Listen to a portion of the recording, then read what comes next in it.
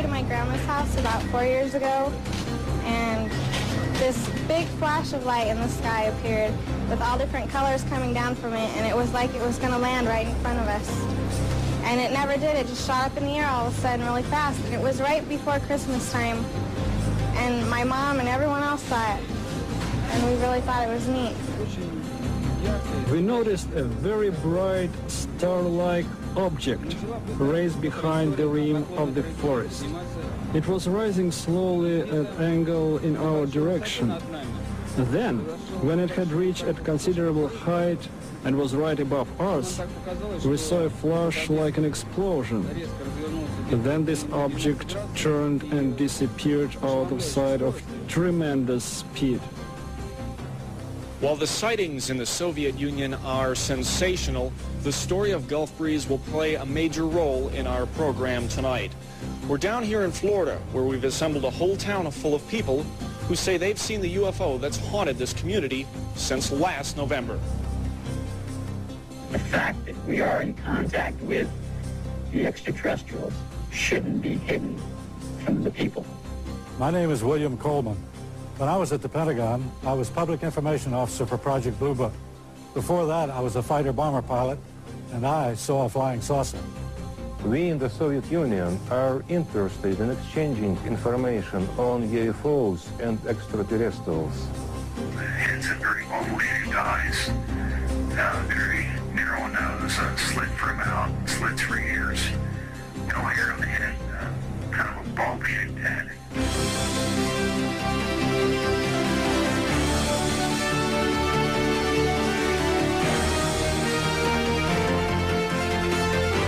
Tonight, for the first time in history, men and women from all over the world come together via satellite to share their experiences about unidentified flying objects.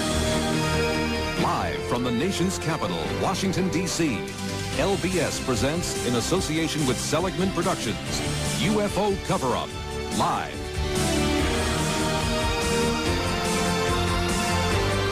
Please welcome the distinguished actor-producer, our host, Mike Farrell. Good evening. What do a colonel in the United States Air Force, a waiter in the Soviet Union, a teacher in California, and a former United States president have in common? Well, they all claim to have witnessed unidentified flying objects in the skies. What we're dealing with tonight is a subject of universal interest. Whatever your view, in the next 2 hours you'll hear claims and counterclaims. You'll hear some astounding, perhaps disturbing things which, if true, could have far-reaching implications in our lives. As is so often the case in complex questions, it comes down to our assessment of the credibility of the individual. So in this show, you can take part by giving your opinion as to that credibility. You'll also have the opportunity to report your own experience. Do saucers and ETs exist? Does your government know about them? If so, are they covering it up? Why? Well, let's find out more. A recent Gallup poll discovered that only 1/3 of the American public denied the existence of unidentified flying objects. UFO encounters are categorized into 4 groups. It was a U-shaped craft. I don't know how large it was because it's hard to scale distance in terms of how far I was. My sister and I were just walking around the block, and we looked up, and there were, lights on the bottom part of it that we could see as we looked up. And this person has experienced a close encounter of the first kind. You've had a close encounter of the first kind if you've seen a daylight disk or nocturnal light UFO at close range. On April 14th, 1984, hundreds of people in the small mining town of Morenci, Arizona, witnessed a huge boomerang-shaped object in the sky. Close encounters of the second kind are visual evidence of a UFO's landing, such as impressions made by the craft, burned or irradiated soil, trees, or grass. In August of 1979 in northern Minnesota, when Deputy Sheriff Val Johnson encountered a brilliantly lighted object, his vehicle was knocked off the road, the hood dented, 2 antennae bent, and a headlamp broken. In a close encounter of the third kind, which Steven Spielberg made famous, the witness observes or actually confronts the occupants of the UFO. Close encounters of the fourth kind include people who claim to have been abducted by extraterrestrials. In almost every case, abductees also claim to have been medically examined by the ETs and eventually returned home, unable to account for the missing time. Now, there is a nominal charge of $1 on your phone bill for each call to our 900 number. The phones are active only in the United States and Canada from 8 p.m. Friday, October 14th through 1 a.m. Saturday, October 15th, Eastern Daylight Time. So, if you've had a close encounter of the first kind, please call 1-900-400-6181. Close encounters of the second kind, call 1-900-400-6182. If you've experienced a close encounter of the third kind, please call 1-900-400-6183. That's only if you've had a third kind encounter, though, not if you've just seen the movie. If you had a close encounter of the fourth kind and you are back, we're anxious to hear from you. Please call 1-900-400-6184. Finally, if you have never had an encounter with an unidentified flying object, please call 1-900-400-6185. If you haven't had an encounter with a UFO and would like to, that's a long-distance call, and I don't have the number. Tonight, some of the world's leading UFO experts are joining us here in Washington, D.C. Now, welcome the author of The Search for Extraterrestrial Intelligence, the distinguished astrophysicist, Dr. Thomas McDonough. Dr. McDonough, welcome to the show. It's great to be part of this event.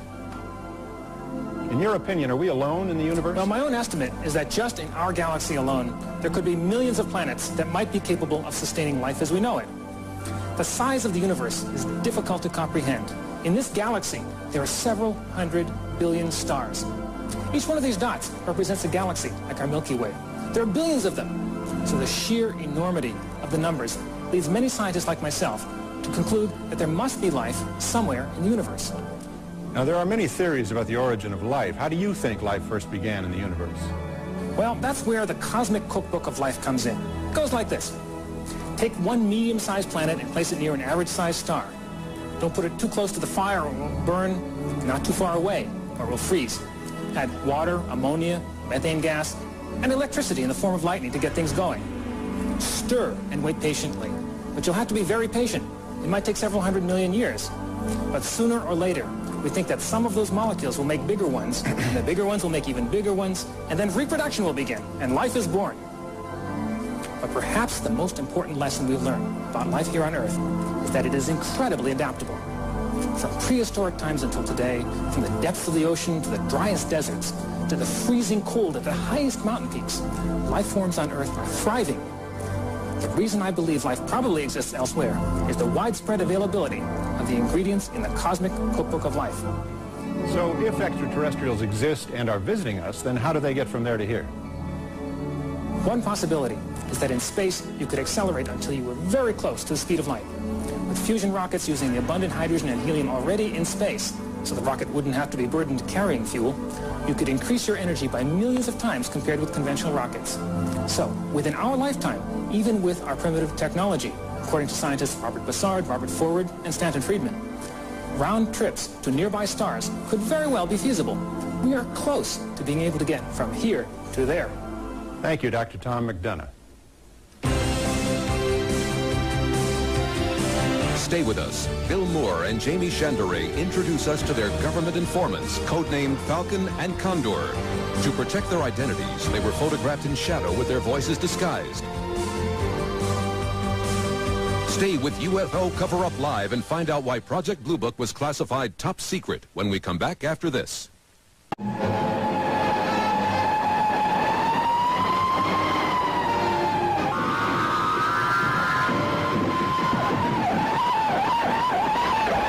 Once again, live from Washington, D.C., your host, Mike Farrell. With all the UFO sightings reported over the years in America, the logical question is, if they really exist, why don't they visit the White House?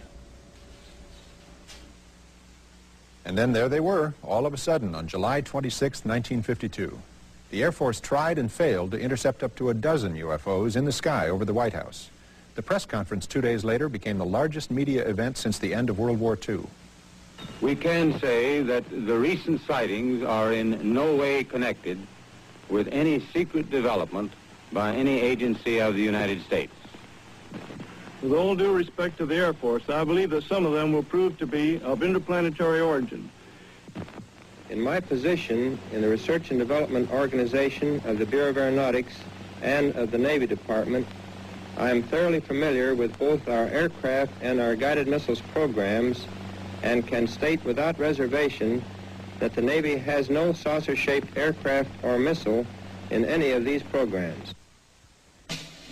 Headlines around the country aroused so much attention that the Air Force formed an official investigative unit, Project Blue Book. With me now are two retired Air Force colonels who were actively involved in that inquiry.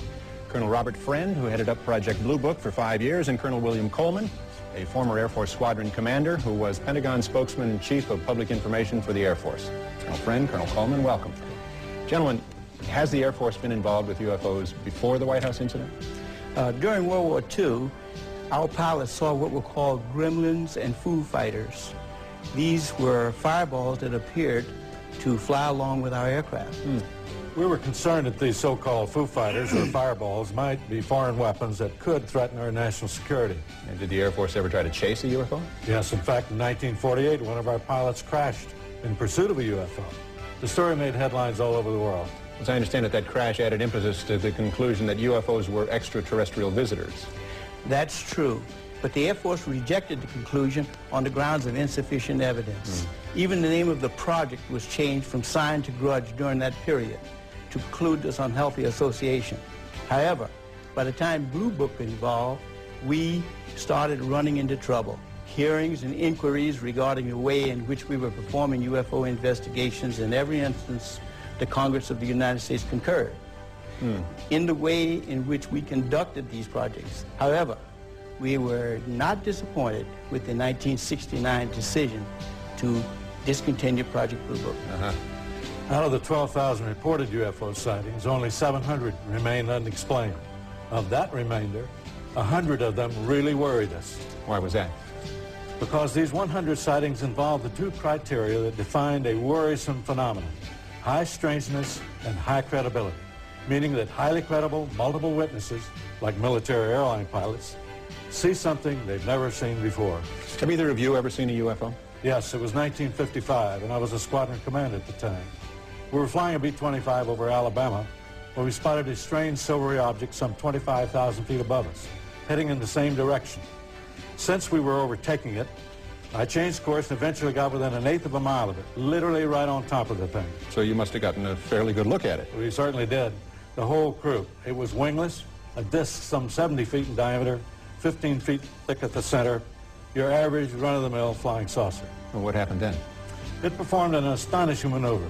1 second it was there, the next it was gone. But we chased it and caught sight of it again. It was skimming over a farmer's field, kicking up vortexes of red dust as it flew. We closed in on it from behind the trees, but it vanished. Did you make a report of this incident? We all wrote up reports. I was later debriefed by an intelligence officer. And years later, when I was on Project Blue Book, I tried to find my report. It was not in the files. Not in the files. Now, you say you saw this object at point-blank range. Could it have been a balloon or an experimental aircraft? Absolutely not. It displayed a level of technology far beyond anything I had seen on the Earth then and now. With this advanced level of technology, were you ever concerned that the object could be a threat to national security? No, not necessarily a threat to our national security. But I was uneasy about these UFOs because they were able to accomplish aerial feats that we couldn't. The apparent capability of these objects could possibly represent a threat to our national security. What's become of Project Blue Book? That's it, Mike. It was canceled in 1969 and will not be reactivated. Well, Colonel Coleman, Colonel Friend, thank you both. And while we're on the subject of Blue Book, let's hear another view from a scientist currently working for the government. Now, because he has insisted on anonymity, both his appearance and his voice have been altered, but his credentials have been thoroughly researched by the investigative team of Bill Moore and Jamie Chandray. They've given him the code name Condor. Project Blue Book was just a very low-level effort by the Air Force to collect information on sightings. It had a very minimal staff of one officer, an NCO, a secretary, and a scientist. The interesting, most exciting reports that came into Blue Book were often siphoned off by what they call moles within the organization. Those reports were pulled out of the files and never returned and just simply sent forward. The whole effort, as far as Blue Book was concerned, was that they tried every way they could to simply dismiss and explain away sightings. They certainly didn't want unknowns. They never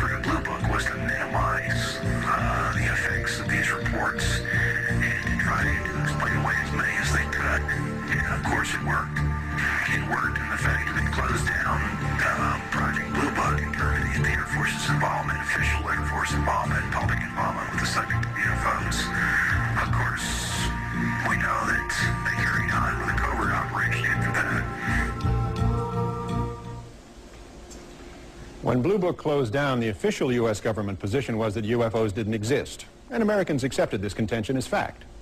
Or did we? Do you hear something? Hear what? I don't hear. Shh, listen.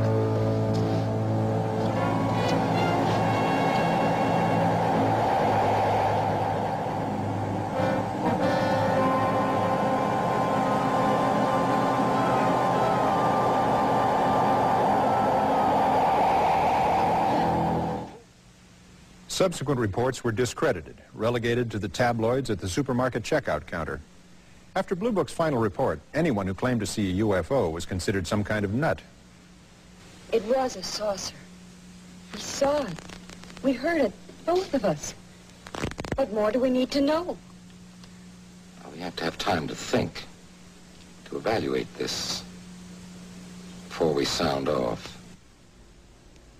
So most sightings go unreported, particularly sightings by aircraft pilots.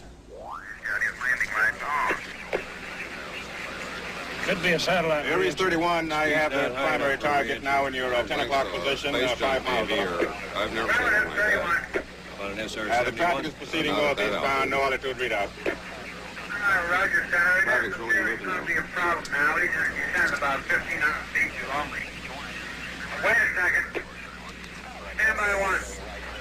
Okay, Senator. Aries 31, the traffic is turned. He's heading right for my windshield. We're turning right immediately and leaving flight level 350 now. Aries 31, descend and maintain flight level 310. Break, Allegheny 444, turn right 30 degrees. Get on the order of the 45th recon wing. See what the hell they could be testing up there. An Aries jet descending to This is maintain flight level Indianapolis 30. Every test operation restricted area 2508. With me now are Dr. Richard F. Haynes and Captain Neil Daniels. Dr. Haynes, now retired, directed research and development projects at NASA's Ames Research Center for 20 years. Welcome, Dr. Haynes. Captain Daniels. Dr. Haynes, tell us about pilot sightings that you've been studying. Well, Mike, I've dealt with over 3,000 pilot cases from all over the world, including some very skeptical pilots, I might add, who have since seen a UFO and completely changed their minds and risked their reputations. Why do you limit your research to pilots? Well, because pilots are very reliable and credible witnesses. Their jobs and their lives of their passengers depend on them. They must be aware of what's going on in the skies around them. Unfortunately, most of them ask for anonymity. Really? Why is that? Well, I think it's because of fear of ridicule, or worse, fear of losing their jobs. I mean, no airline wants to be promoted with the slogan, "Fly us and see a UFO." Might increase business. Fortunately, we do have a pilot who has come forward and has enough courage to share his experiences. Captain Neil Daniels, who flew for United Airlines for 35 years. Captain Daniels, thanks for being here. Would you tell us about your experience with a UFO? I was piloting a flight from San Francisco to Boston on March the 12th in 1977. And at an altitude of 37,000 feet, I became aware of a blinding, bright white light out to the left of the DC-10. I estimated it to be at about 1,000 yards, and I don't know, the object could have been several hundred feet in diameter, but it didn't read on ground radar. Could you tell what it was? No. Could it have been a commercial flight or a military aircraft? Absolutely not. At the speed at which it departed, I've never seen anything like it. Was this object in any way a threat to your plane? The three compasses were indicating opposite directions, and the plane was veering off and banking to the left by a strong magnetic pull. Well, how did you and your crew react? The flight engineer kept repeating, I don't want to see it, I don't want to know about it. I don't want to know about it. Did you file a report? It was a short layover, and the FAA would have hassled me all night, so I let it go. So that was the end of that? Yes, but 6 months later, I was on a hunting trip with my boss, and I told him the story, and he said, "Gee, I'm sorry you told me that. Strange things happen to people who have these sightings." Strange things? Like what? Well, in my experience, people are fearful of losing their jobs or being transferred. So much for telling the truth. Well, thank you, Dr. Haynes, Captain Daniels, for coming forward on UFO Cover-Up. Incidentally, Captain Daniels now lectures at San Francisco's Fear of Flying Clinic. I mean flying airplanes, not flying saucers. This is American Flight 812 requesting...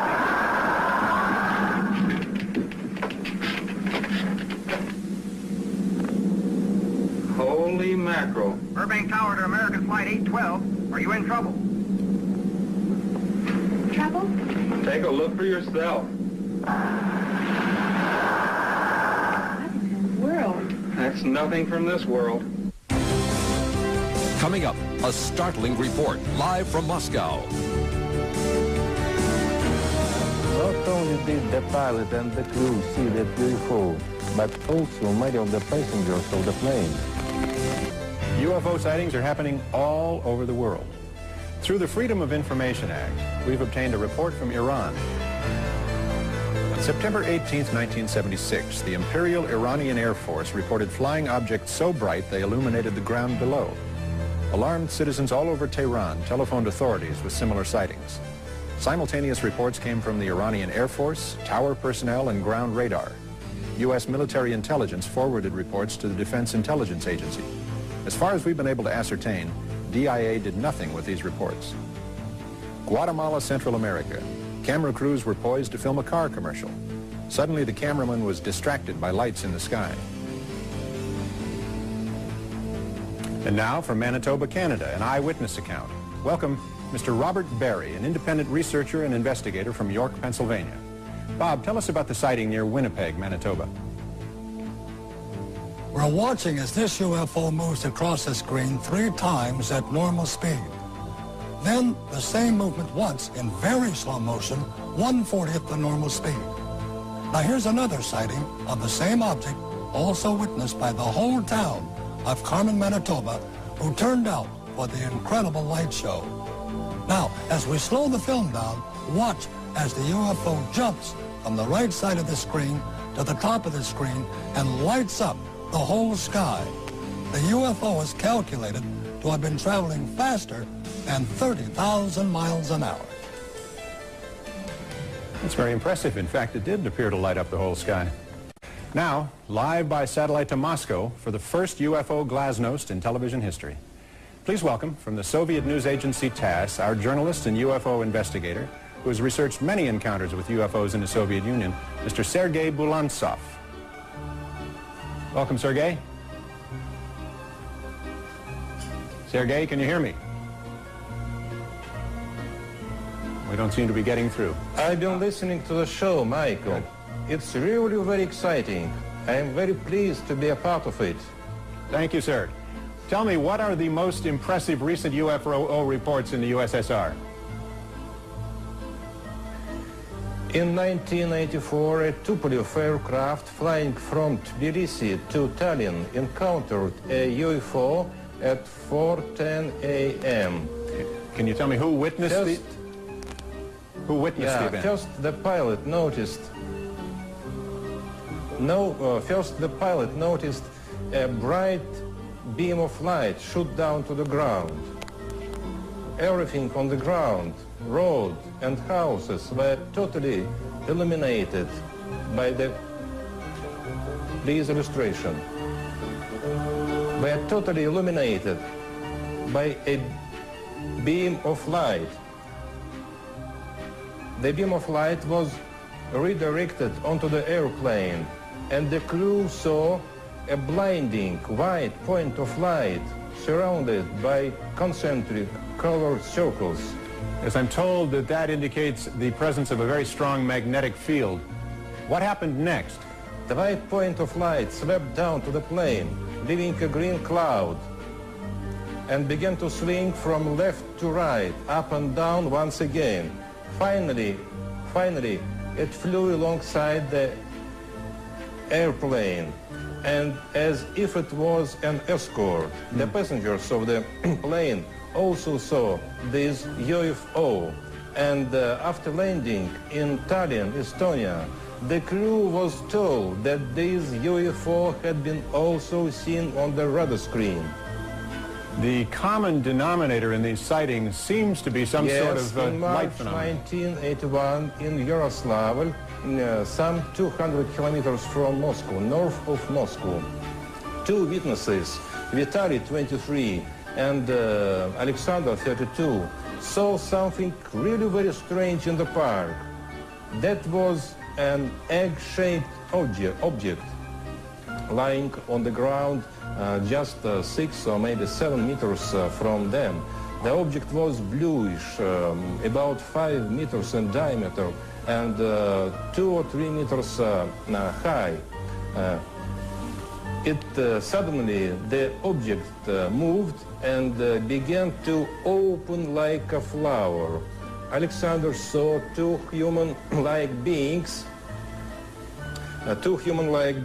of European type, but very tall, more than 2 meters, close to 7 feet. They grew up from the center of the object and approached Alexander. He said both beings were radiating some kind of rose-colored light. Their heads were clear, but the rest of their bodies seemed out of focus. And then a very strange telepathic conversation took place. They said, "Don't be afraid, we won't hurt you." In the movie here, The Close Encounters of the Third Kind, the extraterrestrials communicate with us through some sort of language of music, much as you suggested they talked to Alexander. What happened next? Both human-like beings entered the flower. It closed and disappeared. What about the other man? What was he doing during this time?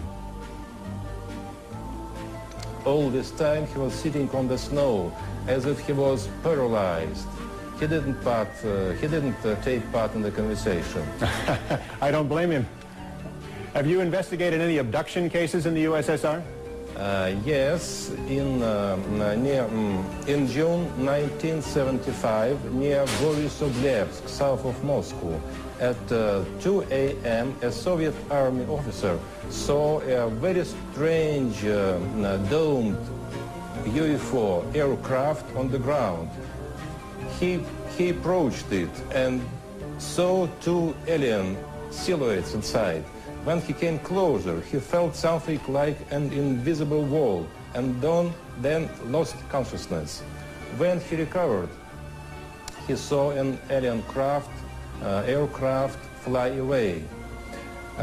He thought about 15 minutes had passed, but when he checked his watch, much to his amazement, 1 hour had passed. And later, he had the same dream over and over again. He was flying over the UFO landing site. So he thinks he was abducted. That sounds actually very similar to some of the abduction stories we've encountered in the United States. I understand you have some photographs that you can show us? Yes, certainly. This one was made in Bulgaria, near Stara Zagora, in July of 1978. A married couple was drinking tea at their country house when they saw this hovering object. They took this snapshot with a Polaroid camera. And this UFO had been seen. Please change picture. Please change picture. And another UFO, this UFO, yes, this UFO had been seen near at the Murmansk region, near Finland's border. The same year, this snapshot had been reportedly made by the militia. Thank you, Sergei. Joining us now is Leonard Nikishin, Science Secretary excuse me, of the Working Group Extraterrestrial Intelligence in the USSR Academy of Sciences. Mr. Nikishin, I understand that you have thousands of reports of UFO sightings in the Soviet Union. Yes. Most of them were explained later as natural events, but some were mysterious and unexplainable. I feel these are extraterrestrial probes without life as we know it. You mean unmanned space probes. Was there any official reaction to UFOs from Soviet science? Recently, most scientists here dismissed them. But now the situation is changing. Several years ago, we formed a UFO group that included many investigators, scientists, cosmonauts, technicians, writers, journalists, and so on. In 1944, in 1984, we published an announcement in several Soviet newspapers asking anyone who had had a UFO experience to contact our organization. That's interesting. We're doing the very same thing tonight. What kind of responses did you get? Considering it only appeared to us, we were amazed to receive approximately 20,000 letters. Now we are attempting to approach the UFO phenomenon in a more scientific way in our search for methods to contact with extraterrestrial intelligence. Very good. Personally, I am sure we'll meet extraterrestrial at last, maybe sooner than we think. Thank you, sir. Sergei Bulontsov, Leonard Nikishin, thank you very much for all you've done so far. Stay with us and we'll get back to you.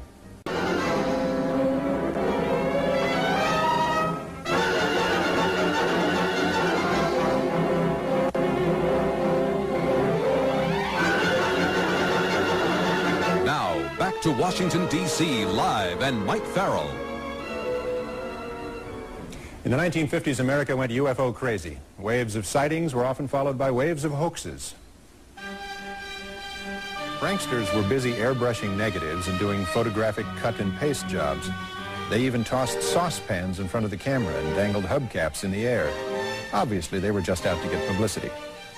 George Adamski claimed direct contact with blonde-haired aliens who took him to the moon and Venus, where, he said, he took these photographs.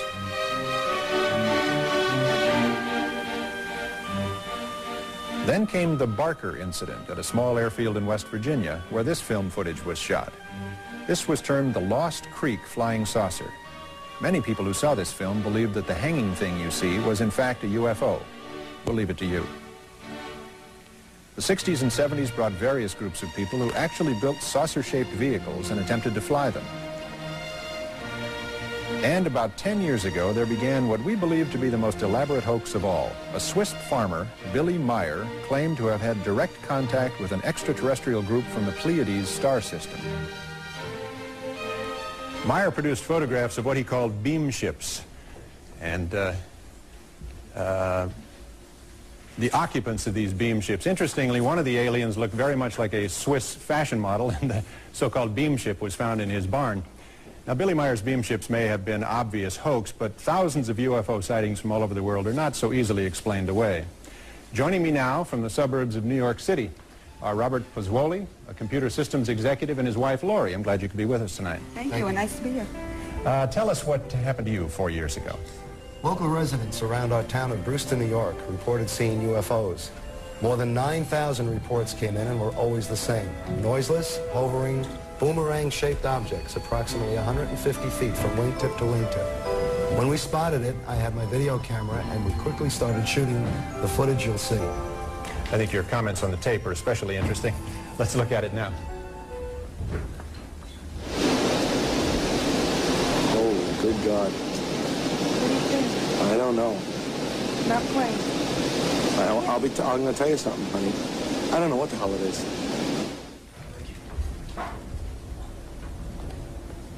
Tell me, what kind of effect this sighting has had on your life? Wow, we've become very popular. Well, that's certainly not bad, is it? No. Bob and Lori Pozzuoli, thank you very much for joining us tonight. Thank you. Now, from the piney woods of East Texas on December 23rd, 1980, comes a bizarre close encounter of the second kind experienced by our next guests, Betty Cash and Vicki Landrum. Betty, Vicki, thank you for making the trip here tonight. Welcome to our show. Tell me, what happened to you that night? It was a very cold night. Vicki and I and her grandson were coming back from playing bingo. Suddenly, little Colby noticed a bright light in the sky above the pine trees. A tremendous amount of heat was coming from this diamond-shaped thing. Fire was coming out of the bottom of it. When it moved, it made a swishing sound, and there was a beeping the entire time, a deafening beeping that I still hear in my mind at night. All three of us got out of the car, and Toby and I got right back in. I just stood there terrified for about 10 minutes. The object lit up the surrounding pine woods like it was daylight. I was burning. My skin was burning. Well, you must have been terrified. How long did the craft hover over you? Oh, about 20 minutes. Fire was coming out of the bottom like a blowtorch. It lifted up and then flew over the trees. That was when we saw the helicopters come out. The helicopters?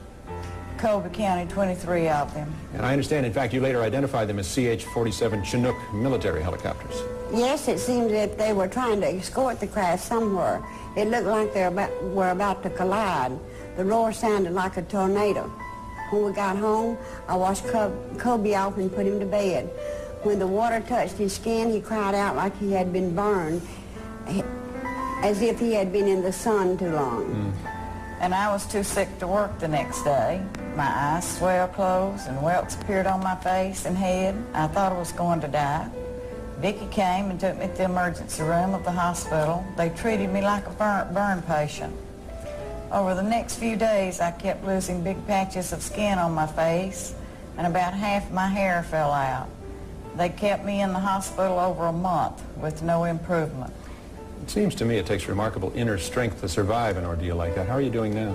I have cancer. I was operated on in March 1983, and the doctors could not say if they got it all. Now some days I'm okay, other days are terrible. Has the government ever expressed a willingness to take responsibility for this thing? No, and I'm mad as hell, and disappointed with the government of our United States. Well, I don't blame you, Miss Cash. And Ms. Landrum, thank you for joining us in Washington. I think you two are extraordinarily courageous ladies. Thank you. We'd like you to, thank you. We'd like you to see this exclusive videotape of a man we know only as Falcon. We asked him what the truth was concerning your case.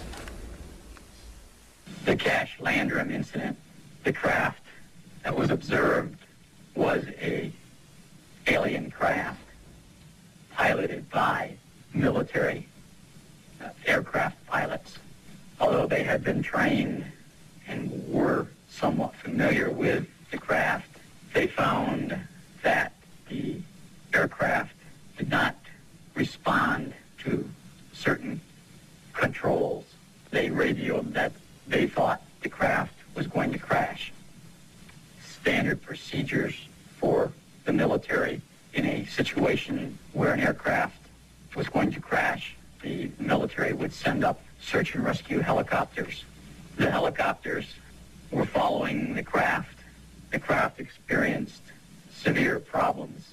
It was thought that the craft was going to crash.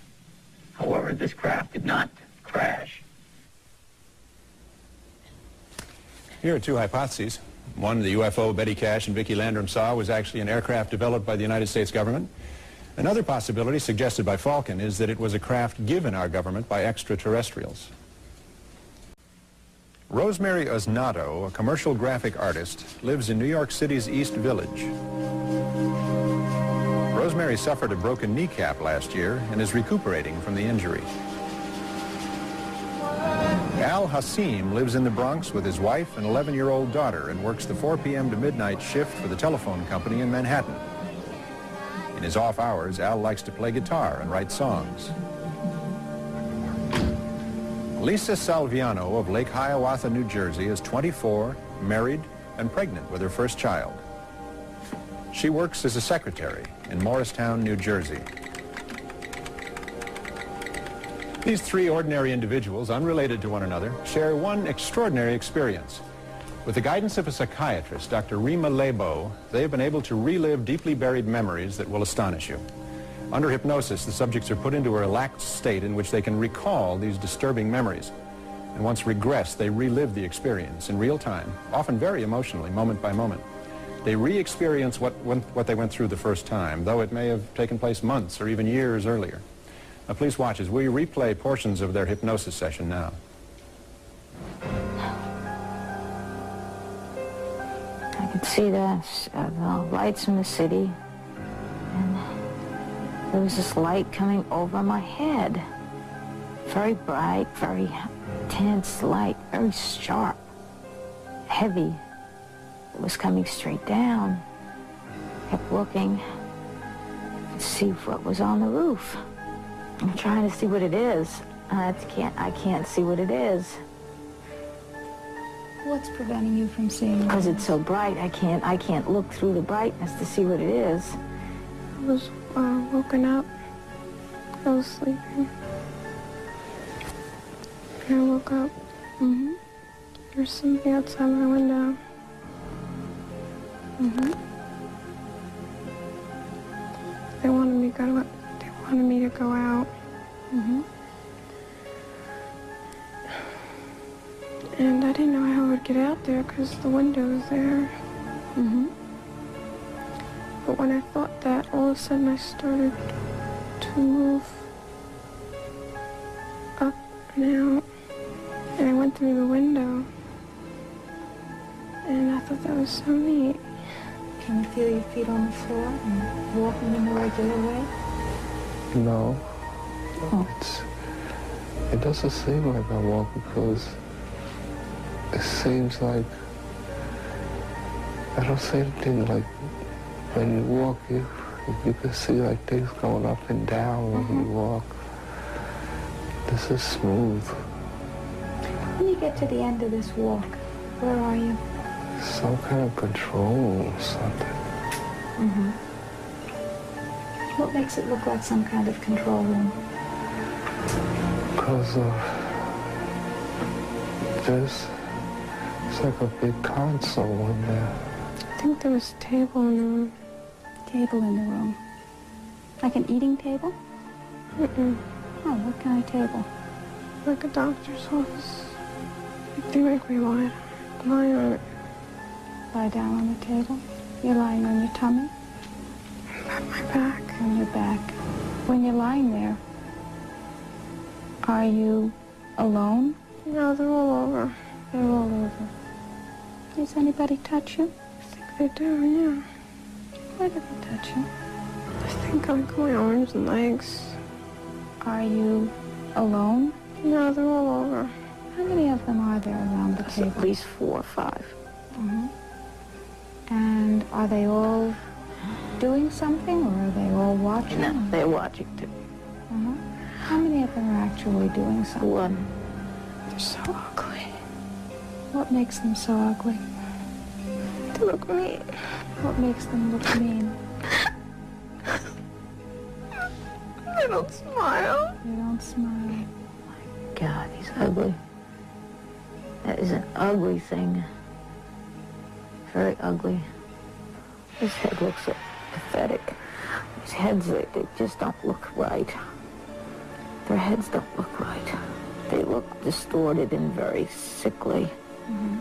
It's, the skull looks pointed in the front and larger in the back.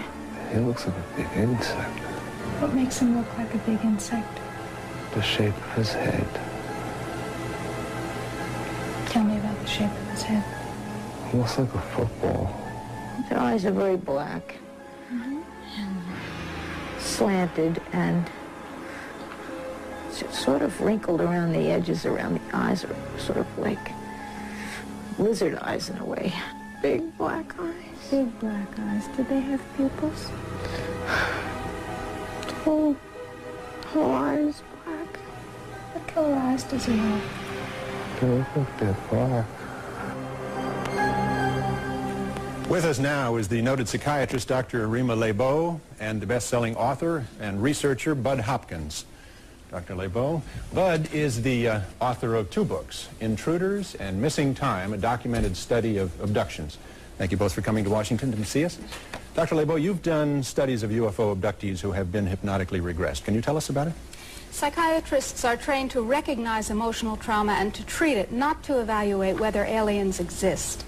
Many of these patients are sensitive, sane people who have in common only the belief that they've been abducted and they're frightened by what happened to them.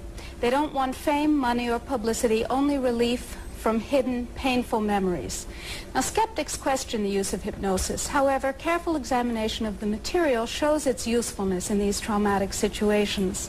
They also say that abduction reports are the products of overly rich fantasy lives. If that were the case, the reports should be as diverse as people's dreams. Instead, we find striking similarities in accounts from all kinds of people, from all walks of life.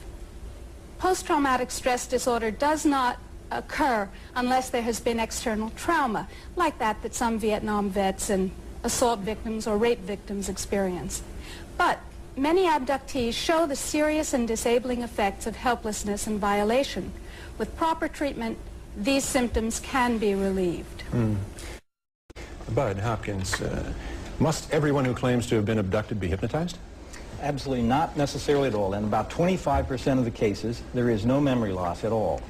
In the other 75%, the loss of memory seems to have happened because their abductors put them in something like a hypnotic trance state. I see. So a counter trance is helpful to get them to remember the abduction experience. But what makes reports of abduction believable? Essentially the commonalities of these accounts, a cluster of similar recollections in cases that I've had from all over the world, all the continents of the world. And I've studied hundreds of cases. People notice a period of missing time which they cannot explain. There's a lot of fear and terror, sometimes about a remembered place. There are strange lights that they describe in a similar way. The descriptions of the craft's interior, the craft's occupants are described in extraordinarily similar ways. They also describe the medical procedures that occur in very, very much the same way. And the most interesting thing, and the sad thing of all perhaps, is that these abductors are not interested in communicating with our minds, but they're interested in the physical state of our bodies. Thank you, Bud Hopkins and Dr. Rima Lebeau.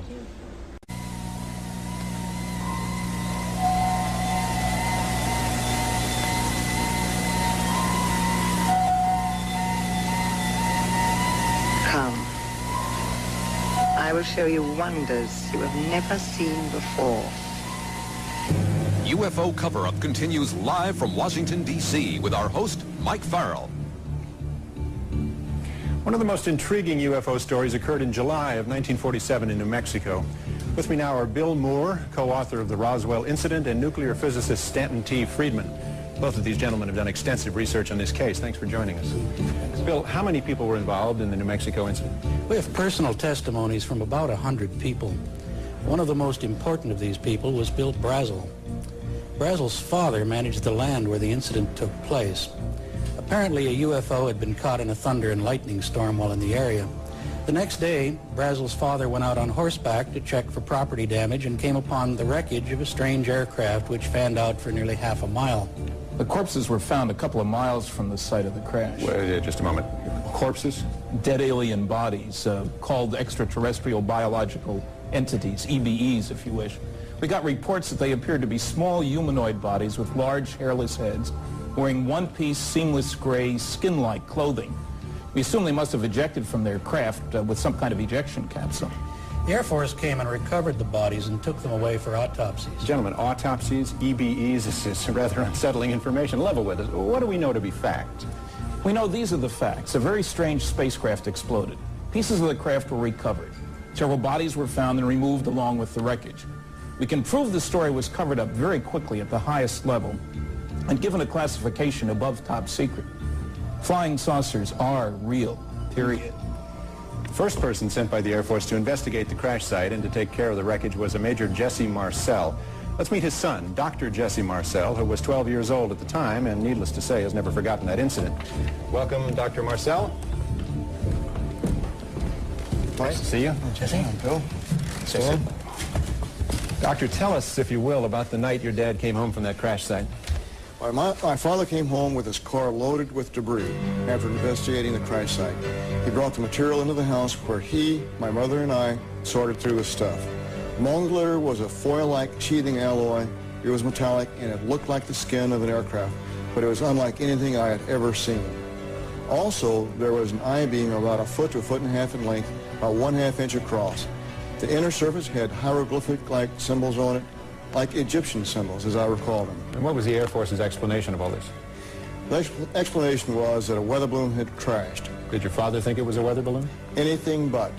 I believe the meaning behind his words was that he suspected there might have been some kind of cover-up. What happened to all this debris you've described? Well, the debris which had been removed was never seen again. It was taken from your house? To Carswell Air Force Base in Fort Worth, Texas. Now, Dr. Marcel, you've examined the material firsthand. You've had a long time to think about it. What is your assessment of the Roswell incident? I held the material in my hand. It was not from this earth or this universe. Or this universe. That's what I think. We're not alone. Thank you, gentlemen. Okay.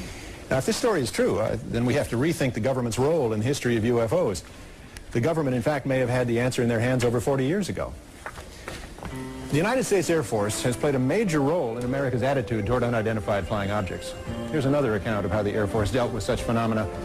With me is author and filmmaker Robert Emenegger, and former security manager and chief of requirements for the audiovisual program at Norton Air Force Base, Paul Schartle. Gentlemen, Mr. Emenegger, how did you get involved with UFOs? Well, it was in 1973 when I was vice president at Gray Advertising, and I took time out and went to Norton Air Force Base to explore subjects for television specials related to the Defense Department. While discussing several of the subjects, UFOs came up, and Paul here told us about a film of a landing of alien crafts at Holloman Air Force Base about 3 years earlier. What did you see, Mr. Schartle? I saw footage of 3 dish-shaped crafts. One of the craft landed and 2 of them went away. Why did it land? It appeared to be in trouble because it oscillated all the way down to the ground. However, it did land on 3 pods. A sliding door opened, a ramp was extended, and out came 3 aliens. What did they look like? Well, they were human-sized. They had odd gray complexion and a pronounced nose. They wore tight-fitting jumpsuits, thin headdresses that appeared to be communication devices, and in their hands they held a translator, I was told. A Holloman base commander and other Air Force officers went out to meet them. And you actually saw these aliens on the film? Yes. This film footage sounded very, very special, and we wanted to use it as the ending of our television special. And did you? Was it in your special? Well, although the Pentagon had been very, very cooperative all the way, at the last minute the film was confiscated and we lost the whole finale of our show. But what I saw and heard was enough to convince me that, you know, the phenomenon of UFOs is real, very real. Mr. Schartle, what did your superior officers tell you? I was told it was theatrical footage the Air Force has purchased to make a training film. Well, that sounds plausible, doesn't it? Well, if it were a theatrical film, why didn't I have a record of this? It was my job to keep accurate records of all audiovisual purchases. Is there any other reason that you feel this was not a theatrical film? Yes, it was too real. The people who were shooting that day were Air Force personnel. Lucky for us, the day they were shooting, they were doing an acceleration test. Yeah, well, it's too bad we couldn't get that footage from the Air Force. Gentlemen, thank you very much for being with us tonight. One of the most compelling sightings in recent years took place in Gulf Breeze, Florida, where over 100 people witnessed a UFO. I believe Gulf Breeze will turn out to be one of the most important UFO cases of all time. Hello, Gulf Breeze.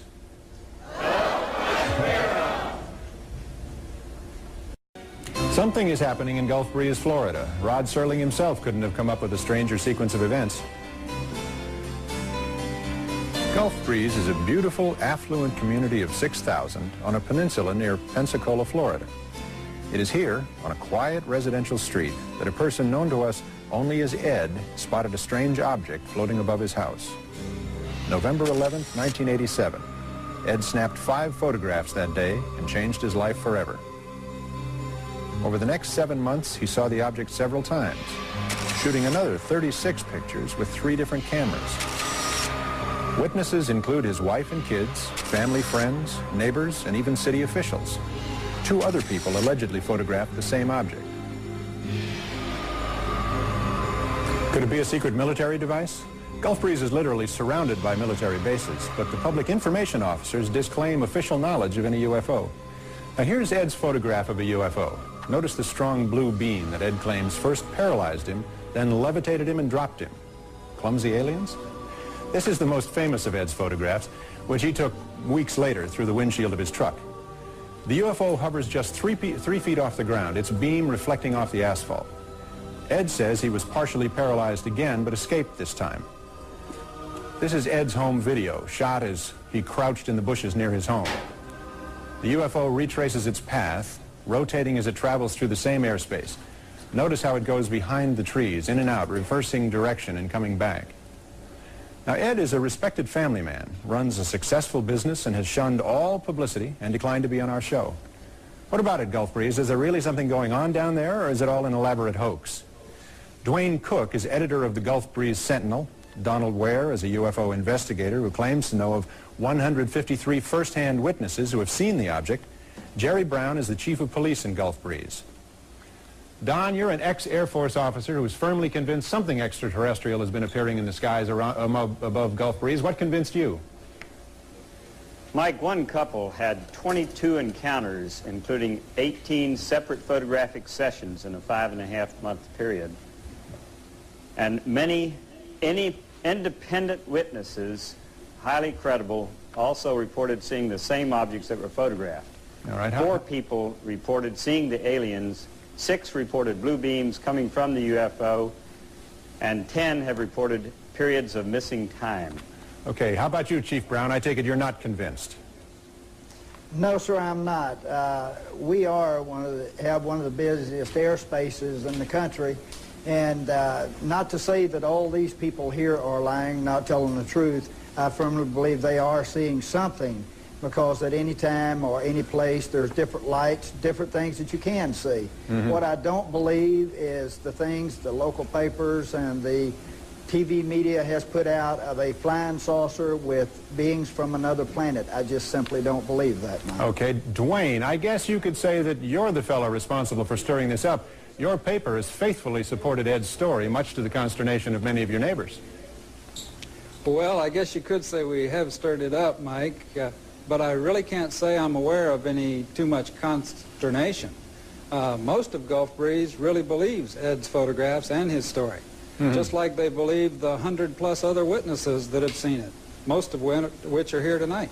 Reporter Mark Curtis in Pensacola has followed the saga of the Gulf Breeze UFO from the very beginning. What were your initial thoughts? Mike, I was amazed at the detail and clarity of these photographs, but I was very skeptical. So we brought in some photographic experts to look at them, and none have been able to tell that these pictures are fakes. Also, Ed has taken 2 lie detector tests and passed them both. Aside from the picture, though, this is the story of the witnesses and the people. Charlie Summerby and his wife Doris saw this object last November. Charlie, if you could tell us what you saw. Well, it was right after sunset over East Bay. We saw this circular object. It was bluish-gray in color and with light shining out through portholes. And the really amazing thing was there was no sound. Jesse and Alice Bertram, please join us. Jesse is a youngster here. He was playing with a friend last December. Tell us what you saw. We were climbing a tree and we saw a blackish white object and it was moving. Then it disappeared. We ran behind the Gulf Breeze Elementary School and then we saw it moving again, then it disappeared. Mrs. Bertram, what did you do? Did you believe these youngsters when they told you this? No, I didn't. I'm a skeptic anyway, but I had them sit down at different ends of the table and draw what they saw, and the pictures were identical and they matched what were in the newspaper. One of the most interesting sightings came from Jeff Thompson. Jeff, if you join us and tell us what you saw in the morning during the daylight on November 11th. It was November 11th at 8:10 in the morning. A UFO came within 400 feet of me at treetop level. I noticed 2 military jets were following it about 2 air miles. The UFO shot up at a 45-degree angle and waited for the jets to approach a little closer, and then in an instant it just shot straight up. What happened to the jets, and are you sure they're military jets? Yeah, they're military jets, I believe out of Eglin, because around here we just have the red and white Navy training jets, and they just, the military jets just kind of curved over the bay and went on back towards Eglin. This may just be the tip of the iceberg. How many people in this room tonight have seen a UFO? Raise your hands, please. Wow. There you have it, Washington. Okay, well, you keep watching Gulf Breeze because you'll find this next thing interesting. UFO CoverUp worked closely with 2 of the nation's leading experts in photographic analysis in an attempt to shed some light on the photographs taken by the man called Ed. Dr. Robert Nathan has been with the Jet Propulsion Laboratory for 16 years. During that time, he's exposed many UFO photos as hoaxes. Our staff gave Dr. Nathan several of the negatives in the hope that his advanced techniques in computer enhancement would shed some light on the controversy. I'm not too comfortable with the Gulf Breeze photographs. I feel that many of these images are double exposure photographs. The craft in many of these images seems to be a different focus, that they're either more sharply focused or fuzzier than the surrounding background objects. The spacecraft appears to be rather bright. It's as if there is some kind of external light shining on it. The situation that would arise if the craft were in a room at an earlier time with room light shining from all directions. It seems that in quite a few of these pictures, the very top and bottom of the spacecraft are very sharply cut off, whereas the rest of the image is rather fuzzy. giving me the feeling that there was some kind of cut and paste onto some surface. It appears that with every photograph where this object appears, that it's against a relatively uniformly dark background, the kind that you need for double exposure. When you add two images together, you get the intensities added, and even though the portholes, if that's what they are, appear rather dark, they're never darker than the background sky. I've been chasing these UFO sightings for over 30 years. I would have liked to have said differently, but I'm afraid the Gulf Breeze photographs just don't check out. Thank you, Dr. Nathan. Now, to make things perfectly clear, a man who takes a completely different view is Dr. Bruce Maccabee, an optical physicist working for the U.S. Navy who has explained many UFO photos in the past. Dr. Maccabee, you've spent hundreds of hours studying these images, and you've come to the conclusion that there's no hoax involved in this case. Is that correct? Yes, Mike. Dr. Nathan has studied only a few of the photographs. I, on the other hand, have analyzed all the photographic evidence, which includes stereo photos that allowed me to calculate the distance and size of the UFO. I have also analyzed the videotape. I have asked myself, if the photographic evidence were a hoax, how was it done? I have considered many methods for creating trick photos. Each method can leave a characteristic flaw within a photo. And I have searched for such flaws. For example, I have looked above each UFO to see if there is a fine line indicating it was suspended by a string. I have looked below each image to see if there is any indication it was resting on a table or a post. I have looked for reflections in glass, double exposures, and photographic montages. I have found that none of these methods had been used. Therefore, after many, many hours of analysis, I have found nothing in the photos which could refute the sighting reports. My opinion is that the photos are genuine and these crafts are not from here, unless there's some race other than the human race operating them. Thank you, Dr. Maccabee, for your analysis. Earlier in the show, we met Bill Moore. Joining us now is Jamie Chanderet, a television producer and director. Both began regular contacts with government agents regarding UFOs 6 years ago and amassed an enormous quantity of information about the government's UFO program. Welcome, gentlemen. Bill, tell us how you first got involved. I got a phone call after appearing on a radio show from a man who said, "You're the only person we've heard talk about this subject who seems to know what he's talking about." He convinced me that he was a government intelligence agent and wanted to begin disseminating some information about UFOs to the public. And the man Bill is referring to is Falcon, whom we've seen in shadow to protect his identity. That's right. I didn't think that I could handle it all alone. The volume of material I was getting from Falcon was rather mind-boggling, so I got together with Jamie.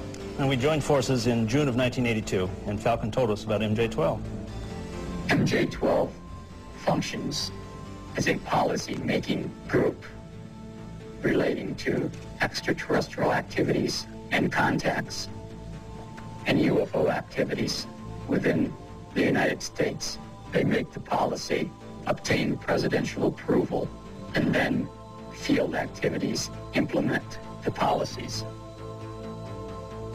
How did you acquire the MJ-12 documents? Well, they were mailed to me in a plain brown envelope, which contained President Truman's executive order establishing MJ-12 and the briefing document to President-elect Eisenhower, informing him of the 1947 crash in Roswell, New Mexico, and the recovery of alien bodies. Now then, there were follow-up postcards, Ethiopian picture postcards mailed from New Zealand with puzzles and riddles. Right, the puzzles were clues. For example, for a stylish look, shop Suitland. This led us to the National Repository in Suitland, Maryland, where we discovered the existence of top-secret documents and filed a Freedom of Information request, which led us further to the Cutler-Twining document. Now, all of our meetings with Falcon were secret. Now, wait, gentlemen. Riddles, postcards, secret meetings, code words. Didn't you suspect somebody was pulling your leg? No, we always look for a hoax, but within every clue, there was always some verifiable fact. So you were able to verify MJ-12?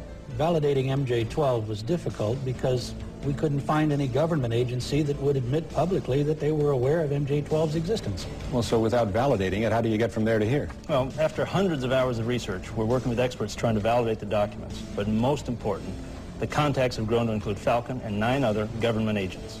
And why do you believe them? Well, because we've been able to meet with them, we've been able to check and verify credentials, and it's clear that they are in secret, need-to-know positions. Falcon's position, for example, gives him access to the MJ-12 infrastructure.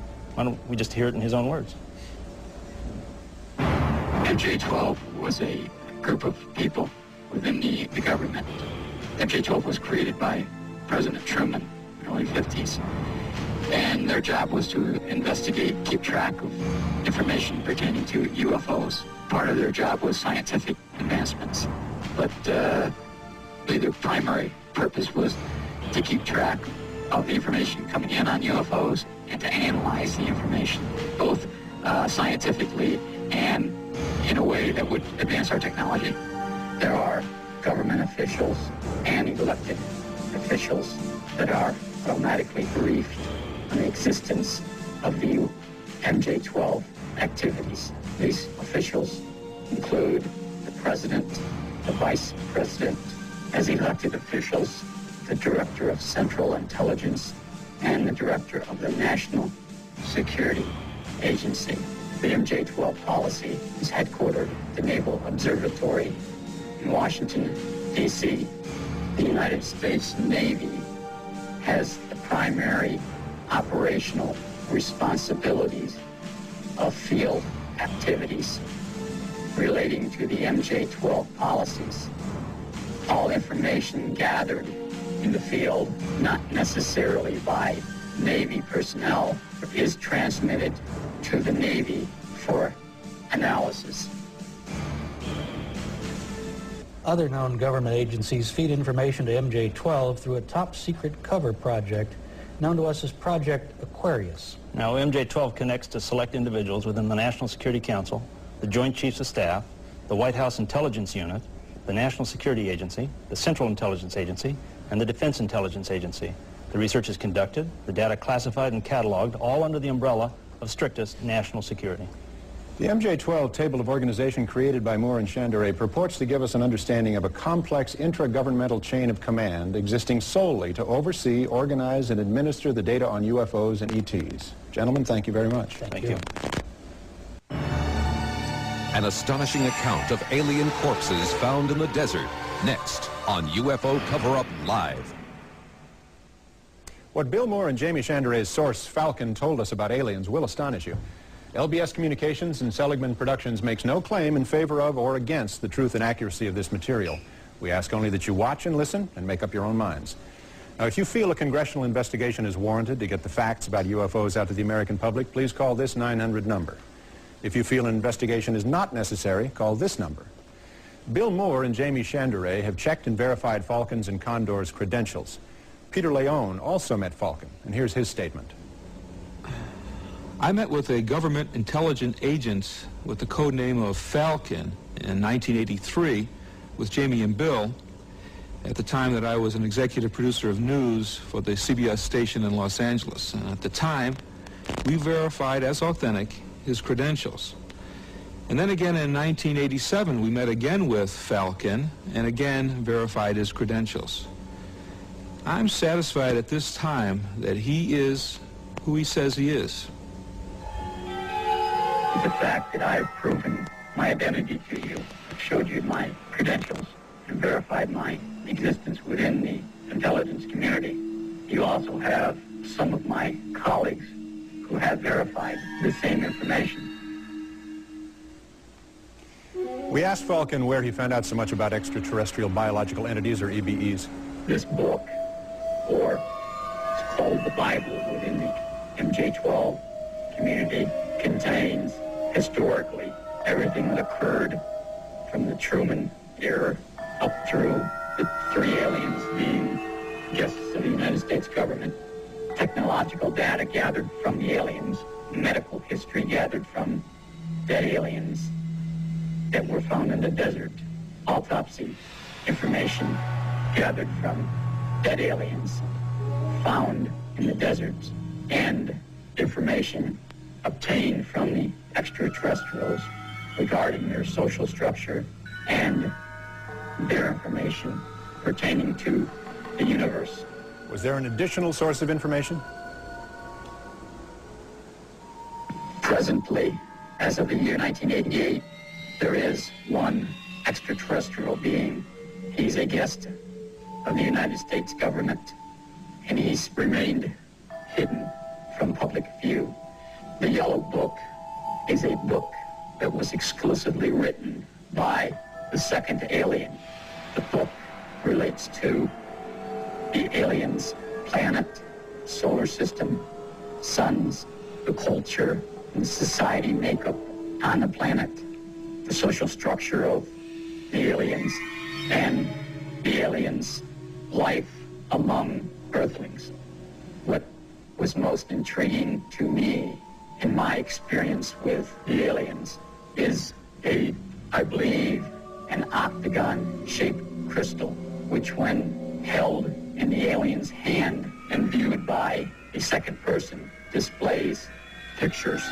These pictures can be of the alien's home planet or pictures of Earth many thousands of years ago.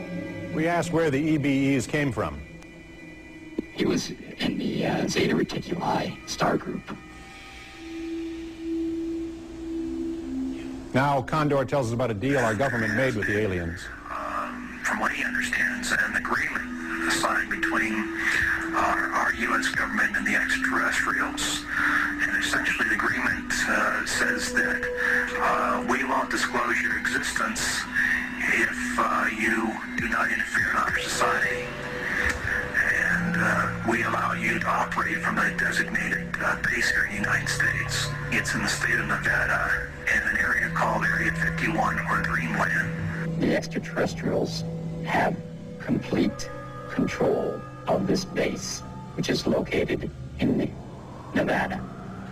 My understanding is that 3 different aliens of the same species have resided within the United States from 1948 or 49 until present day.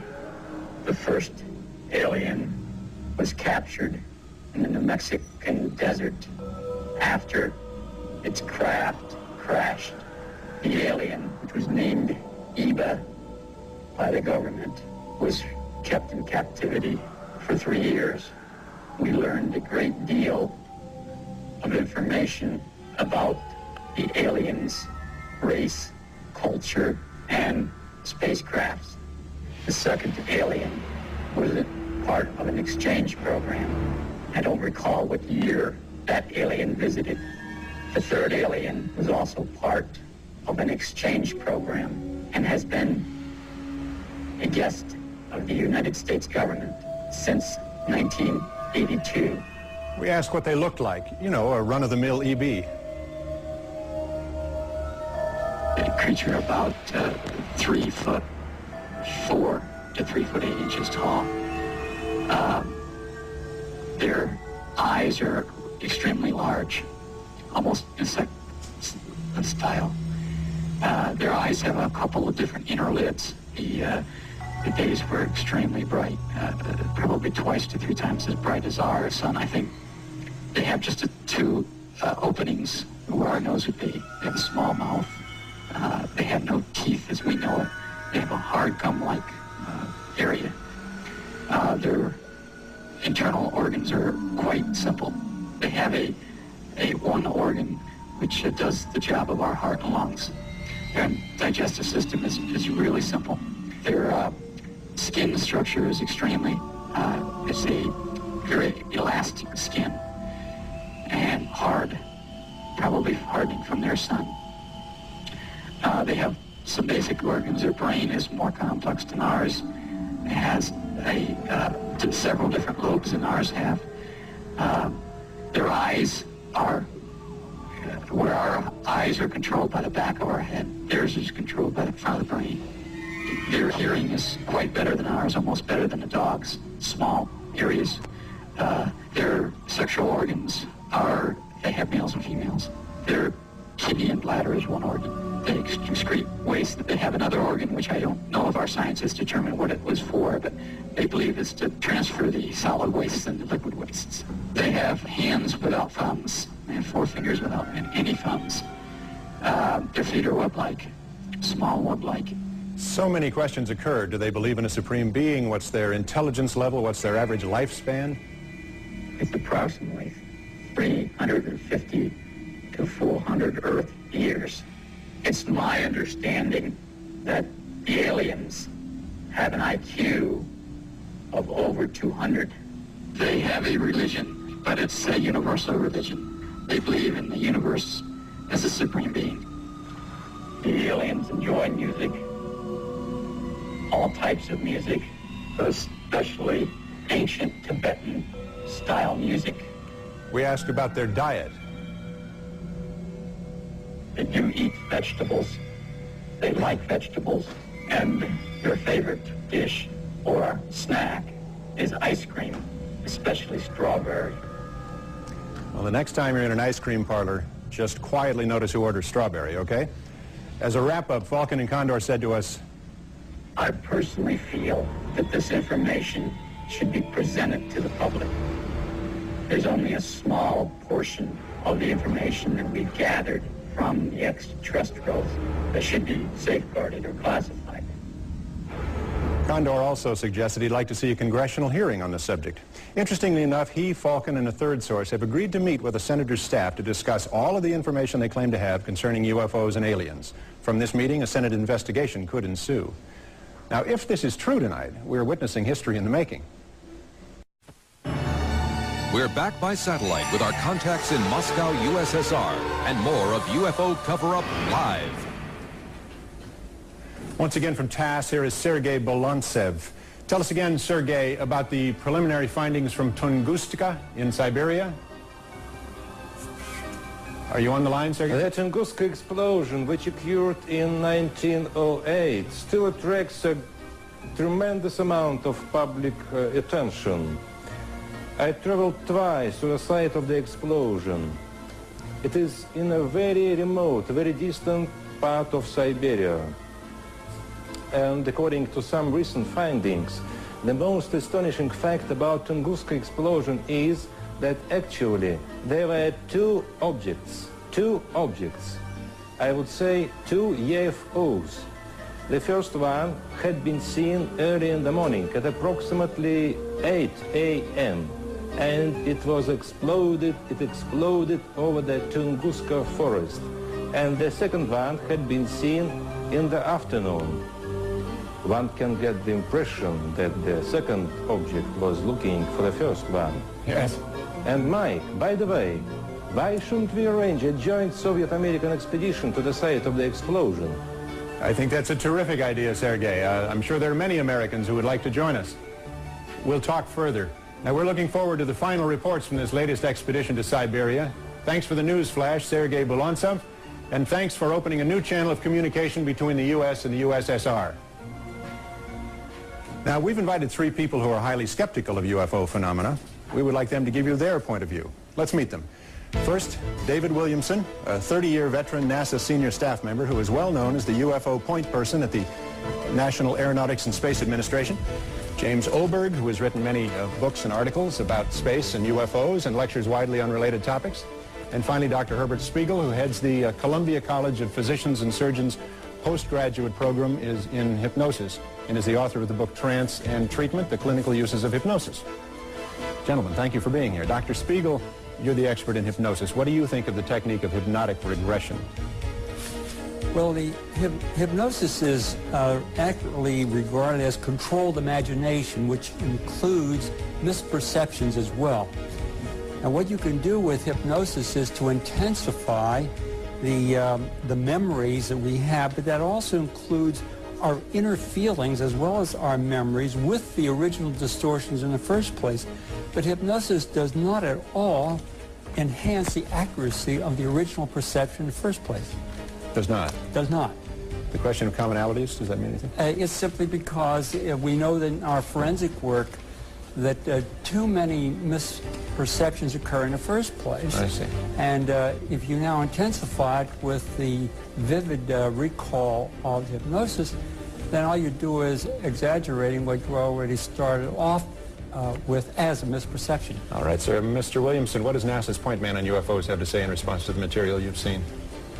Sort of interesting. The official NASA position has been for 11 years that we will analyze legitimate materials physically available to us, given us a quick claim so that we can cut it apart and so forth. Mm-hmm. In those 11 years, we haven't had any physical evidence. What you're dealing with here seems to be a phenomenon, very real, since Ezekiel all the way to Florida. Yes. But it is not a physical phenomenon that you can measure, that you can put your hands on, that you can bring to the laboratory. I don't know what it is. It's obviously real. You can have some hoaxes. Of quite a lot of hoaxes, as you saw tonight. But you also have a lot of people who know that they have felt something, experienced something. We don't know what it is. Keep an open mind and wait for physical evidence is probably the best scientific advice you can get. In the meantime, look for ways to measure this thing. Very good. Mr. Oberg, what do you think about the evidence you've seen tonight? Well, it's some fascinating material, Mike. The most interesting part is that the material as it was put together left out an awful lot as well. Material within the UFO community itself, with a lot of controversy and skepticism among UFO believers about the MJ-12 material, about Gulf Breeze as an example. I'm glad to see that the Russians were brought into this, because that really underscores what I think is happening in a lot of these reports, which is that people will see and interpret things in the sky as they interpret them, and many times the government doesn't really mind that UFOs are seen as flying saucers. The cases discussed tonight, particularly the first case from the airliner, 1984, at 4:10 a.m., turns out to have been, and it was seen by other people outside of Russia as well, a military rocket test up in the area of Plesetsk, which was a secret space center. This happened so many times in the Soviet Union, they released official scientific reports from the Academy of Sciences claiming that things that people see, which happen to be weapons tests, space weapons tests, for example, are UFOs. So to call them flying saucers and to present that point of view is actually to take part in the cover-up of their true nature, which is in some ways a very ironic feature. Now, in terms of whether or not these are real UFOs, whether or not the MJ-12 stories, which seem to change every time we hear them from Falcon, are true, I'm afraid we don't have a 900 number. But I suggest people go out and buy strawberry ice cream. If it's all gone, maybe the UFO guy will go away. Great. Thank you very much, gentlemen, for being here. Since we went on the air 2 hours ago, calls have been coming in from all over the country claiming to have experienced close encounters with UFOs. Here are the results. Of the people that called in, 20% they said they had never had a UFO experience. Of those who claim to have had a close encounter of the first kind, do I have a number? 66% claim to have had a UFO experience of the close encounter of the first kind. Close encounter of the second kind, 5% make that claim. And 3% claim to have had a close encounter of the third kind. That's perfect. Close encounters of the fourth kind, 6%. Thus far in the program, we've had how many percent of our callers calling for a congressional investigation? 87% saying yes, congressional investigation. No, 13%. Now remember, our telephones are active until 1 a.m., October 15th, Eastern Daylight Time, throughout the United States and Canada, at the nominal charge of $1. All information received from your phone calls will be forwarded to a proper investigational committee, should one be set up, in Congress here in Washington, D.C. Thomas Jefferson said the government must never lie to the people. After all the sightings, observations, and testimonies presented here tonight, we are left with the uneasy question, has our government been lying to us about UFOs? Are extraterrestrials here? Does our government have UFOs hidden away in a warehouse? Or is it just some sort of misunderstanding? Or perhaps, is it all a hoax? A sci-fi fantasy in the minds of overzealous space fans? Could the government of the United States, the citadel of the free world, have covered up the most significant event of the 20th century? Is that logical? You be the judge. What does our future hold? What technological breakthroughs can we expect? Let's look at the last decade. Computers that filled whole rooms now fit in your shirt pocket. Transmitters that once were the size of a bread box are now the size of a bee. Now, let's look at today. Holographic images, CD and optical disc players created by the laser. We can send more information through a single weightless beam like this in 1 second than Edison could send in 5 days through 1,000 tons of copper wire. Suppose someday, instead of pictures, we could transmit the life code that makes you you. Beam your DNA, the personal blueprint of your essence, to some distant star. Scientific reality? No. Speculation. But speculation can work. We speculated on something besides walking. We came up with the car. We speculated about flying. We went to the moon. But this evening, we're speculating about them, the extraterrestrials, not us. Not our technology, but theirs. Perhaps the future holds this promise for us. Perhaps we're not alone. Good night. And thanks for beaming us into your homes.